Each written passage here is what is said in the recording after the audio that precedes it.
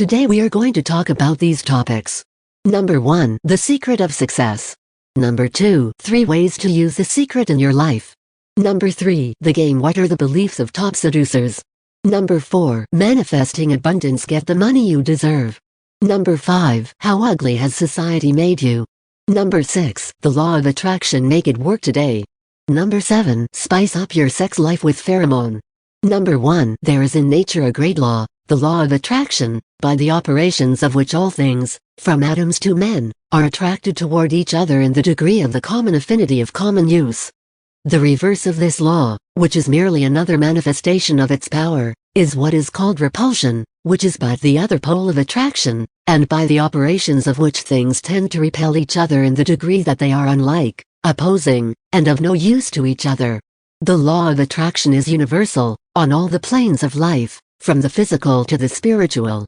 Its operations are uniform and constant, and we may take the phenomena of one plane and thereby study the phenomena of another plane, for the same rule applies in each case, the same law is in operation in the same way. Beginning with the tiny corpuscles, electrons, or ions, of which the atoms are formed, we find manifested the law of attraction. Certain electrons attract each other, and repel others still, thereby causing to spring into existing groups, combinations and colonies of electrons which being in agreement and harmony manifest and constitute what are called atoms, which until recently were supposed to be the primal form of matter. Passing on the atoms themselves, we find many degrees of affinity and attraction existing between them which cause them to combine and form into molecules of which all masses of matter consists. For instance, every drop of water is composed of countless molecules of water. And each molecule is composed of 2 atoms of hydrogen and 1 atom of oxygen, the combination always being the same in every molecule of water. Now, why do these atoms combine in just this way, with the same invariable grouping and proportion? Not by chance, surely, for there is no such thing in nature. There is a natural law back of every phenomenon. And in this case it is the law of attraction manifesting in the case of these atoms. And it is so in all chemical combinations. It is called chemical affinity. Sometimes an attached atom will come in contact with, or in proximity to, another atom, and then bang goes the explosion of the molecule as the atom flies away from its partners and into the arms of the other atom for which it has a greater affinity. There are marriages and divorces in the world of atoms, you will notice. And in the cases of the molecules, it is found that certain molecules are attracted to others of the same kind, under what is called cohesion, and thus masses of matter are composed. A piece of gold, silver, tin, glass, or other form of matter is composed of countless molecules held together tightly by cohesion, and this cohesion is merely another form of the law of attraction, the same that draws all things together. And, underlying the law of attraction is to be found our old principle of desire and will. You may shrug your shoulders at this mention of desire and will in connection with electrons, atoms, molecules, all forms of matter, but just wait a bit and see what the leading scientific authorities have to say on the subject.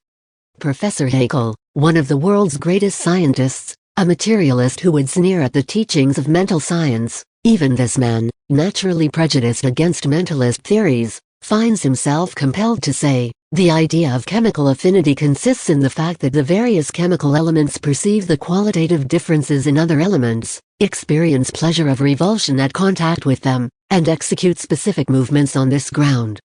He also positively and distinctly states that in the atoms there must be something corresponding to desire for contact and association with other atoms, and will to enable the atom to respond to the desire law is constant throughout nature, from atom to man, physical, mental and spiritual.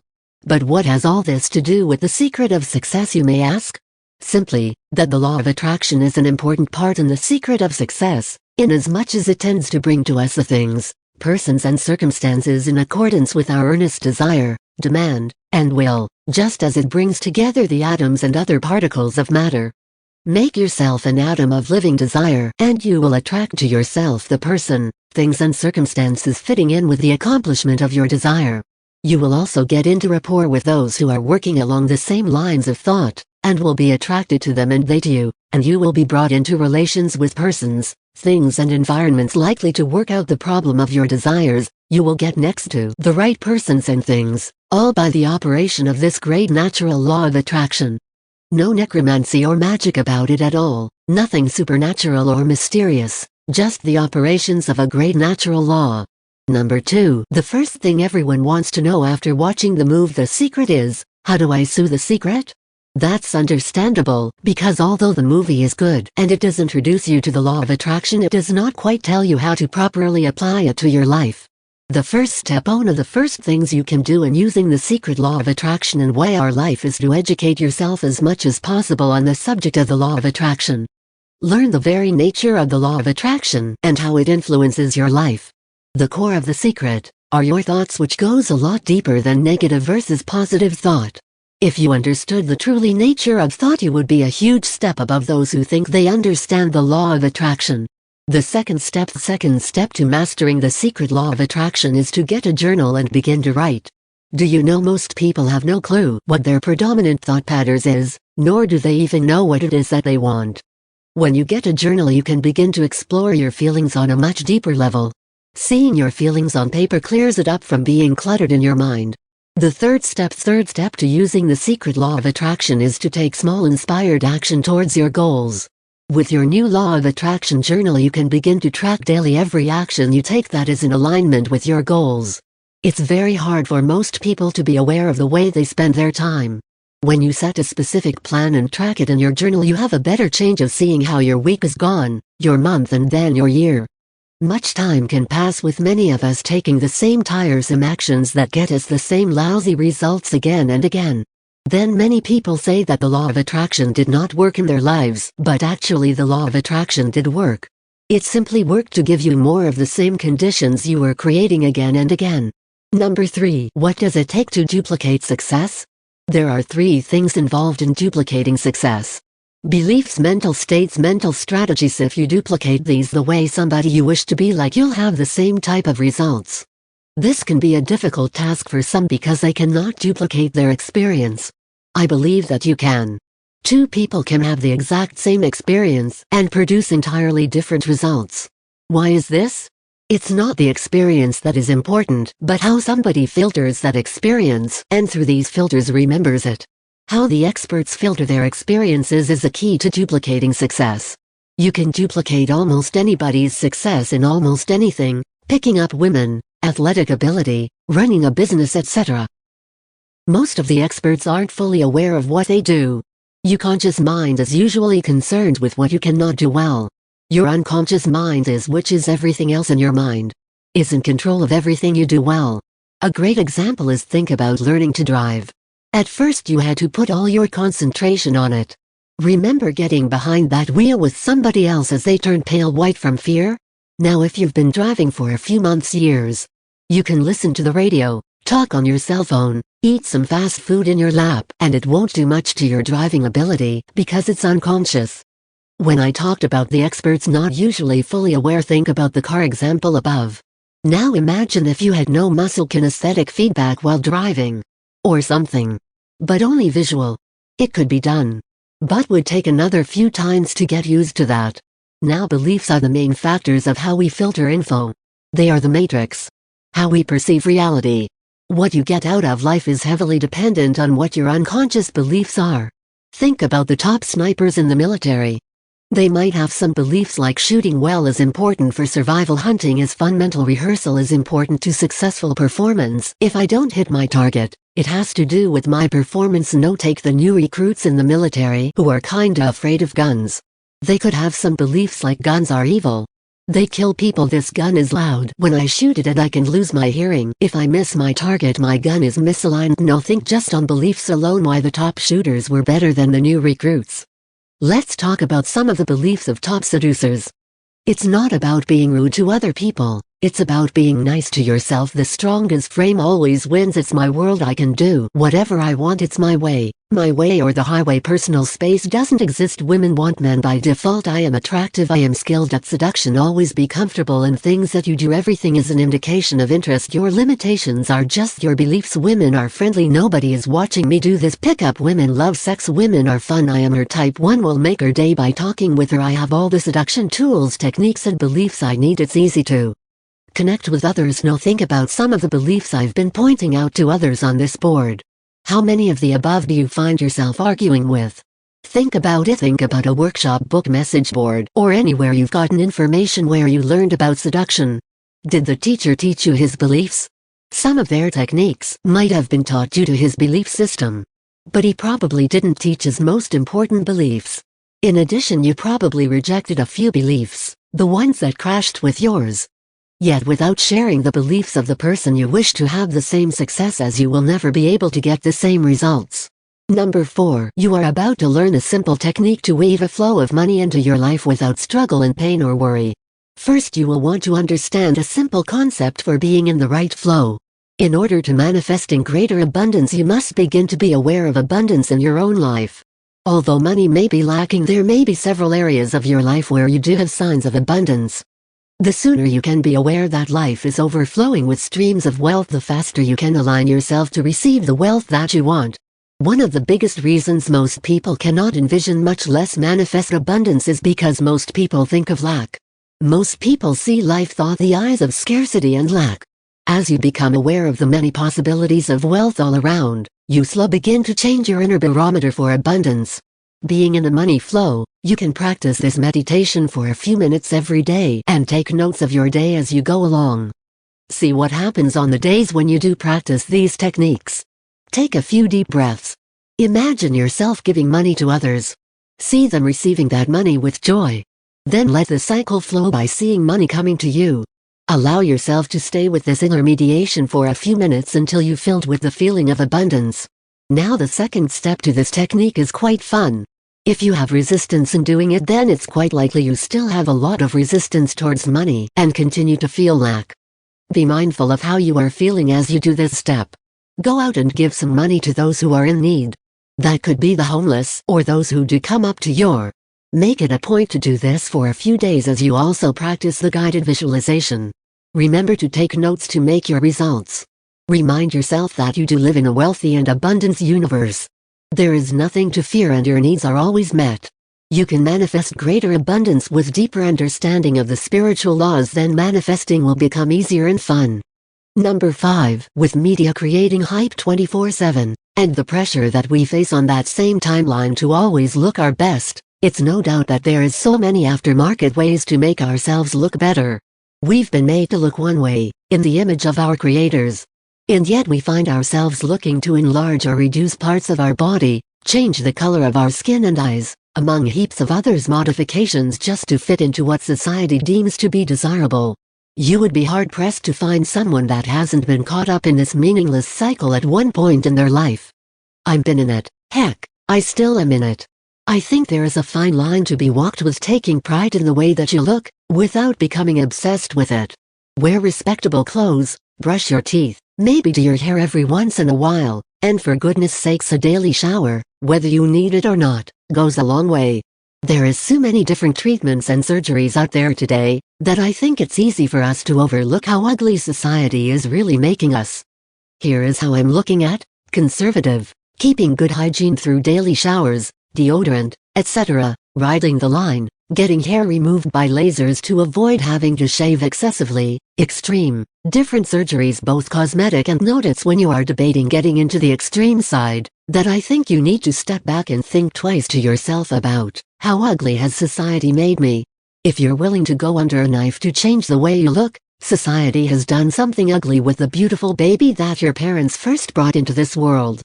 It's essential to always have a level head on yourself, and to love yourself for the way that you are. It's overwhelming the number of people that think that makeup and surgeries, etc. are going to change their life.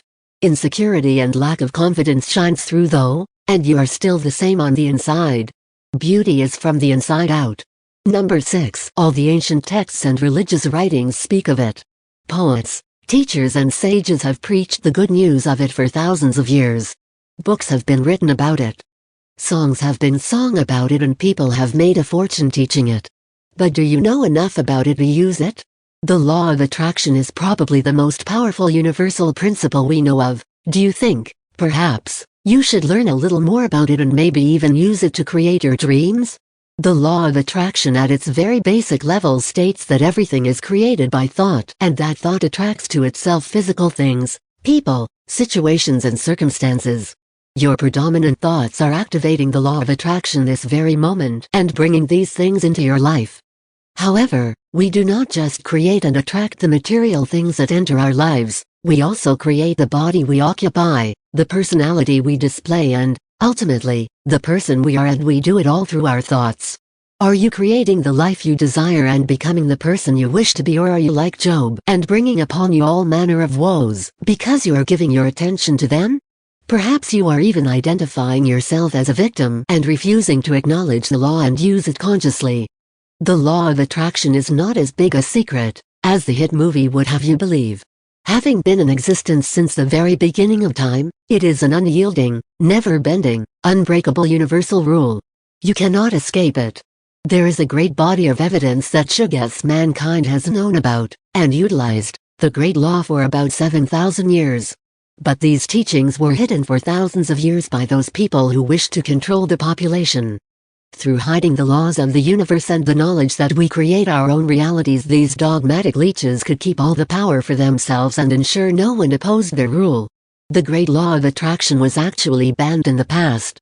It was largely at the beginning of the 20th century that the general public started to become aware of this great law due to the diligence, fortitude, integrity and grace of writers such as James Allen, Napoleon Hill and Charles Haanel. Wallace D. Wattles, born in 1860 and died in 1911, was also a forward-thinking man. In his great work The Science of Getting Rich, Wattles states a great truth: there is a thinking stuff from which all things are made, which, in its original state, permeates, penetrates, and fills the interspaces of the universe. A thought in this substance produces the thing that is imaged by the thought. How revolutionary that statement was in 1910. Haanel set out in a 24-part correspondence course, which is now condensed into one volume called The Master Key System, a complete guide to successfully using the law of attraction. It was banned by the church in 1933 due to its revelations. This is allegedly the book Bill Gates read before he created Microsoft. Napoleon Hill revealed Andrew Carnegie's great secret to the world, that thoughts create things, when he wrote Think and Grow Rich in 1937. James Allen wrote his famous work in 1912, and in As a Man Thinketh, he tells people that mind is the master weaver, both of the inner garment of character and the outer garment of circumstance, and that, as they may have hitherto woven in ignorance and pain, they may now weave in enlightenment and happiness. However, although the teachings have been around for thousands of years and they have been readily and easily available to the general public for almost a century, the great majority of people do not take the time to learn the workings of probably the most powerful physical law in the universe. I think you owe it to yourself to delve deeper into this mysterious universe and learn as much as you can about the laws that govern your life. When you truly understand the law of attraction and begin to work with it for your personal advantage, I promise you, your life will change in fantastic, unexpected and unlimited ways. Begin now to utilize this gift and construct in your imagination the life you really want to live. Seek out ways to remove your own inner resistance and limiting beliefs. Number 7. I never believed in aphrodisiacs. Given the fact that I've been married for a good number of years now, and no amount of chocolates and oysters and what have you's managed to convince my wife to try, something new when it comes to sexual explorations. You'd know where I'm coming from.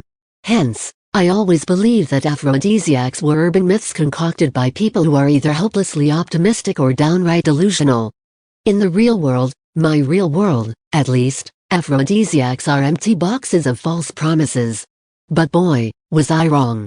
Long have I heard about pheromones and their rather amazing effects on human sexual relations, but I always grouped them with aphrodisiacs, that is, works of fiction rather than tales of facts.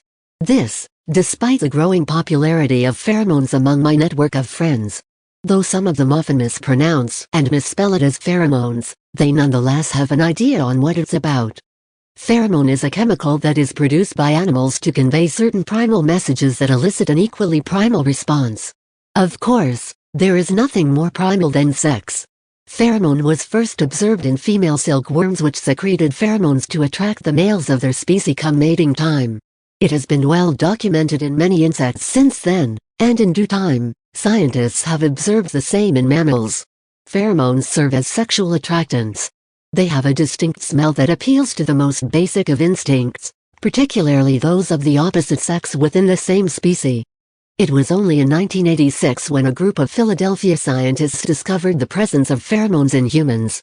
Women produce them, and this makes men approach them with much fervor and longing. Men produce them as well, and this results in building a connection with the females of our species. The problem is, pheromone production varies from subject to subject. While some may possess an abundance of this, hormone of desire, others seem to suffer from a shortage of the same. The solution? Human pheromone has been cultivated and perfectly integrated with oil, cologne and perfume. Since pheromone appeals to the sense of smell, what better way to carry it than through a variety of scents? Billy Bob, a college buddy of mine, was the first one who ordered those simply packaged bottles of pheromone perfume. Within a week after his initial purchase, Billy Bob excitedly told us about his findings. It freaking worked. I remember him screaming, "My wife's not freaking frigid after all," he added, still with the same enlivened delight. I was still hesitant about pheromone perfume, pheromone cologne, pheromone oil and the likes at that time, but another buddy of ours, Paul, followed Billy Bob's cue and took the plunge. Now, Paul is quite a character. He's not afraid to try anything. Being that he's gay, he wanted to find out if female pheromone would make him more attractive to guys. Guess what? He tried it out during his vacation in Phuket, Thailand, and he claimed that he had the time of his life. If you know what I mean, he coyly added. With two of my friends claiming the exact same thing, I share this knowledge to my wife. To my surprise, she knew more about it than I did. Turns out that her cousin Beth, who has long endured the fear of a possible divorce, has been hailing pheromone as the savior of her marriage. According to Beth, her husband became more adventurously amorous ever since she started wearing pheromone perfume. I have read about the love potion of Eros in mythological stories. I have read about love potions in Wiccan lore. I have seen so many movies from my youth involving love potions of every kind. I have always associated love potions with fiction. And I was never going to accept such as a fact. Not in its original form in myths of yore, and not in what seems to be its present incarnation in pheromone perfumes, cologne oils and the likes. But when my wife started wearing it, well, suffice to say, no amount of testimonials would appease anyone's doubts when it comes to something as seemingly magical alternative like pheromone, or pheromone as many people call it. But you're missing out on some grand things if you don't want to give it a try, I could tell you that much. My recommendation, try it. Most establishments offering this sexual attractant offer a money-back guarantee. After all, you have nothing to lose. And a whole new world of pleasure to gain. Fair gamble, isn't it? For me, though? Who needs Viagra when my wife's pheromones are inviting me to come get some?